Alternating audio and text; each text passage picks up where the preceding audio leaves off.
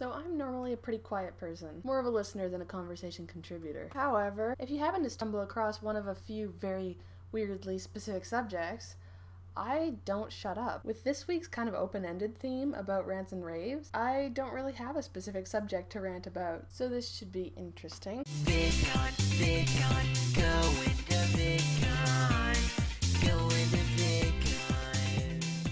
So it might be kind of a weird place to start, but one thing I really enjoy eating is yogurt. I'm a huge fan of yogurt, but I almost never actually buy it. This is because I have some very serious issues with the yogurt that is available for me to buy. I don't know if it's just where I'm shopping, but I'm assuming it's not. When I go and look at yogurt, like every choice available to me has an artificial sweetener in it. I don't eat those things. I think they're disgusting and they're just kind of a bad idea for a lot of reasons. Why do we even need to be sweetening yogurt in the first place? I mean, okay, you can buy plain yogurt and they don't sweeten that, thank goodness. But I understand not everybody wants to eat just plain yogurt. In fact, most people don't. So your basic alternative is fruit yogurt. Have you ever tasted fruit? It's full of natural sugars, like it's a sweet food. I don't get why they have to put more sweetening things in it. Honestly, if you take just a thing of plain yogurt and you put in some fresh fruit, it's delicious. You know what? I lied. At my store, there is one alternative to artificially sweetened yogurt. This yogurt is sweetened with fruit juices. Perfect. That's exactly what I want. Yet I can't feel justified buying it. Part of that is because the flavors that it comes in are usually really weird, but also it's just way too much money for what it is. That's because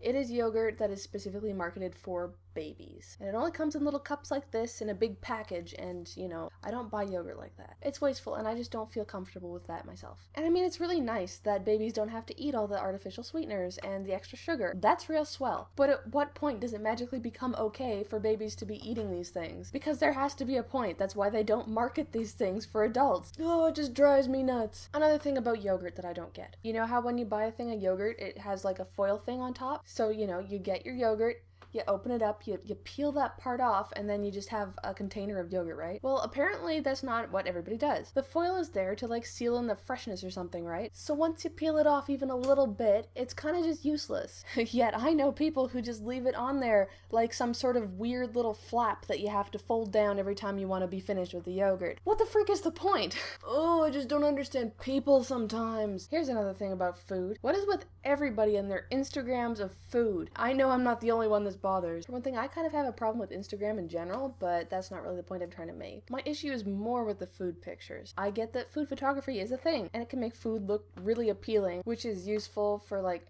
when you're looking for recipes, I guess? I don't really know. When you take a crappy picture of your food and you put it on Facebook, what am I supposed to feel? Like, what is it? Good for you, you're gonna eat that. And then you just stick a crappy filter on top of it, and apparently that makes you some sort of food artist. I don't know. Here's something a little different. I love Mario Kart Wii. I love it so much, and so it's really cool that I get to play online with people that I don't know just whenever I want. Like if I don't have somebody to play with at home, or if I just feel like it. It's usually a fiercer competition than with anybody else I actually know, because strangers are jerks, and I never really feel bad about hating on them either. You know what drives me just super crazy about that though? Before each race you get to vote on what the course you're going to be playing is. So you get to choose from the giant list of all the courses, or you can hit a random button so it just randomizes your choice if it's picked. So then it does like a little roulette thing and picks the course. What I like to do is vote for the same course that I've picked the first time until it gets picked, and then I'll vote for something different. And that way I'll get to play which one I want to play at some point, and then I'll be satisfied. And then I will pick a different course to vote for. Without fail, in every group I have ever been on online, there's at least one person who will vote for the same course